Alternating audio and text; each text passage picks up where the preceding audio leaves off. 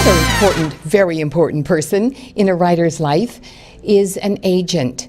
And I'd like to introduce you to the founder of Inklings Literary Agency, Michelle Johnson. And she'll give us some advice for some of those aspiring writers who are wondering, what do I do next now that I've written the great American novel? Thank you so much for joining us. Thank you. Thank you for having me. Michelle, what's the value of an agent for an aspiring writer? Well, an agent does a lot of things, but first and foremost, they can open the door to publishing houses. A lot of them won't accept queries from an author without an agent, but maybe not secondary to that, but we also, you know, we guide the author throughout their career. We help them with their decisions. We help them with their stories. We help shape their stories.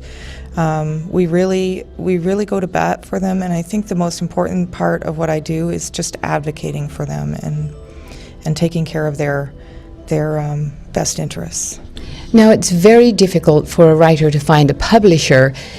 How difficult is it to find an agent? It's very, very, very difficult. There are a lot of writers out there, and though there are a lot of agents out there too, we're inundated with authors' queries, and so it's very tough.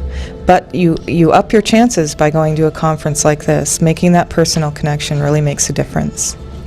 Now, what advice would you have for a writer even before they start looking for an agent? Just do your homework. Really research each agency and each agent and see what they're interested in, see what their track record is, just really know where you're putting your story, whose hands you're putting it into. So. And what about the work? How important is it to make sure that the work you send is a pretty well finished piece of work? It's very important because the playing field is so competitive. You want to make sure that you have done as much as you possibly can. Get it to the best shape you can. Edit it yourself. Send it to beta readers. Have them help you, critique partners, people who are also writing, so that they can go through your work and really help you craft it as well as you can. But understand that, once the agent looks at it, they're going to have some they're going to have some work for you too, because it's all subjective. Mm-hmm. And then again, when you get sold, then you get a huge editing process. So just be prepared to keep changing your manuscript till the end of time. And that's something I think that writers often, the mistake they make, they get so wedded to every word they have on that paper. They do, or they'll write the first draft and they're so excited that they've just finished this thing, and that is an incredible thing. Not many people finish. Mm-hmm. But they get so excited that they don't work on it any further, and they send it out right then, and they end up closing all those doors because they weren't patient enough or to do the work that was needed. I remember one time I was teaching one of my students about writing a lead in a news story, and she had written the lead and she thought it was really next to perfect. And so I showed her a lead that I had written for a magazine I was writing for, and I told her I had written my lead 17 times. And I said, I would suggest you go back and write yours at least another 6, and then let's take a look. And it was very difficult for her to think that what she had written could possibly be better, because, she thought that it was really good. It's hard to hear. It's your personal, you've put a piece of yourself on the paper, mm-hmm. and so it's very personal to everybody.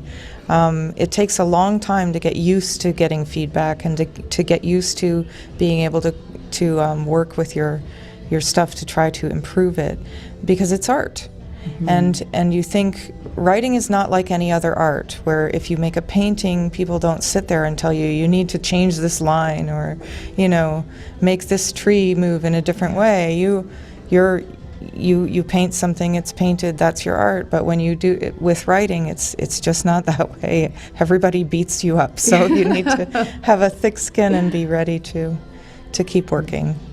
Now, does it matter where you look for an agent? If you live in Canada, should you look for a Canadian agent, or or should you just look for an agent who takes your genre of work?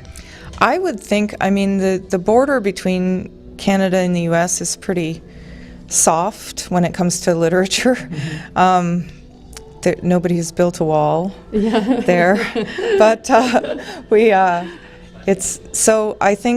I don't think it matters. I think it would be more important, if you're Canadian or American, to look and find an agent who really represents what you're passionate about, who's also passionate about what you're passionate about.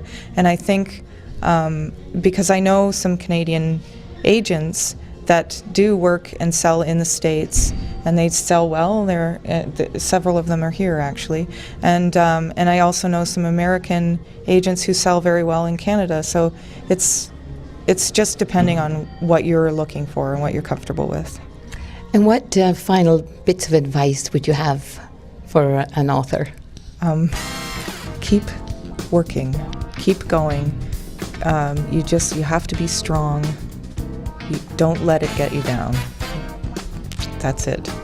Well, thank you so much. I really appreciate you joining us. Okay, thank you.